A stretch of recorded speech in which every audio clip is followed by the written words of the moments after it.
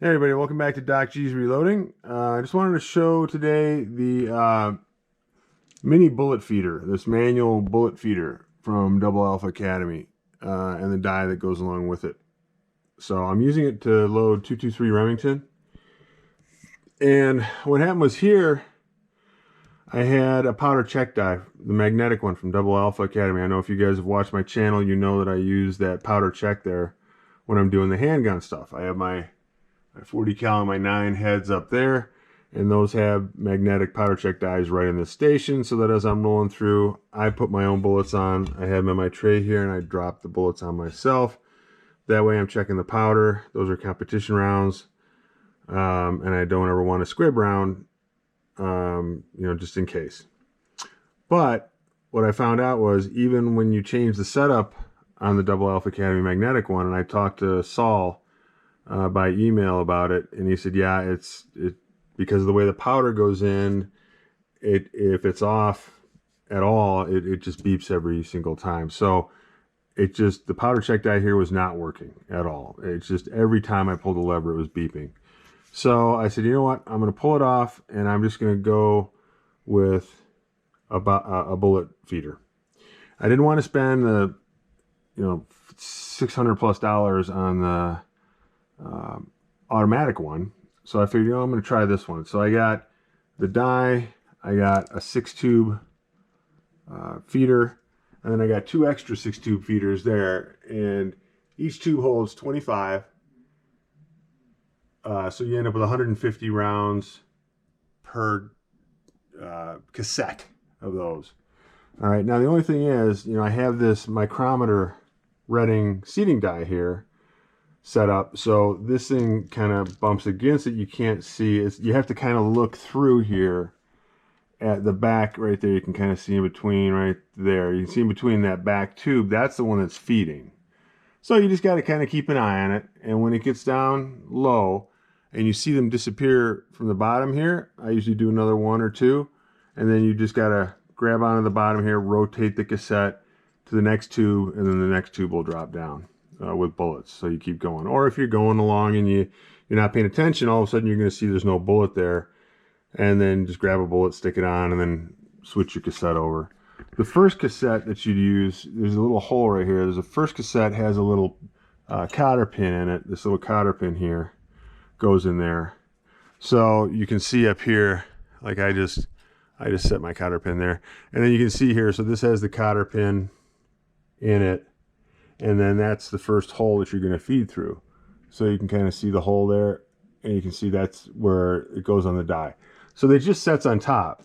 So this literally just, I'm not going to lift it off right now, but this just lifts right off, and then you just set it on, and you would start with the cotter pin one. You pull the cotter pin, you'll hear them drop down, and then as you run out, as the tube runs out, you just hold the bottom ring, twist the top ring, and it drops you into the next one. Nice thing about this is it's almost as fast as I can pull the lever. Now, does an occasional bullet fall off? Sure, but you can see here, I mean, it's pretty much as fast as I can pull the lever down, just being, a little bit careful about not going too fast on the downstroke. You can really get rolling, and I can load, easily 600 to 800 an hour, easily. Because again, the only thing I'm stopping for is a second or two when I have to change over the tube. Yeah, now here, watch.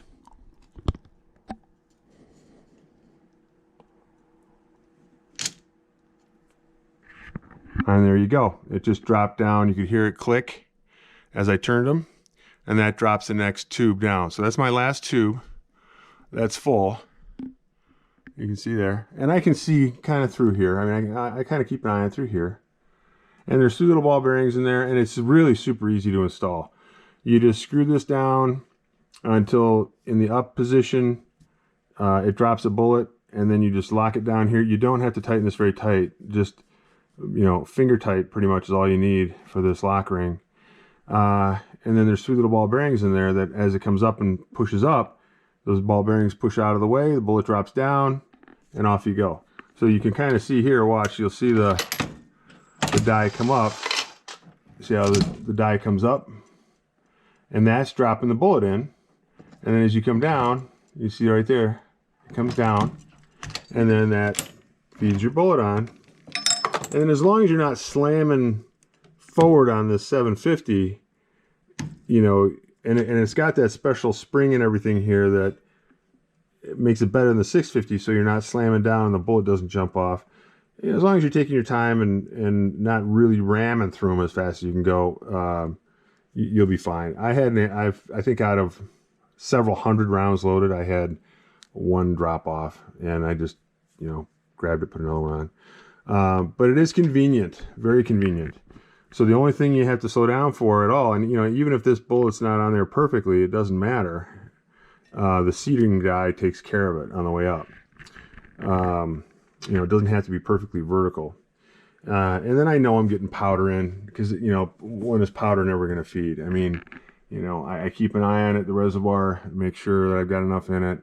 I also have the micrometer on the back of the powder die. And I like that feature, again, because it's easy. So it really does speed things up. You know, would I put that on my competition 9 mils and my 40s? No, I still like manually loading each bullet. I still like running it through the powder check die to make sure, because you never know, sometimes you can get a problem. You know, with the 223 or 556, you're not going to get any problems loading powder ever. There's not going to be any uniqueness to the cases, really. Really nice, a really nice little investment, for really just ripping through the 223 reloading. It does really significantly speed it up. And again, I only have to stop to reload primers. My primers reload every 120 because I have a little tube here.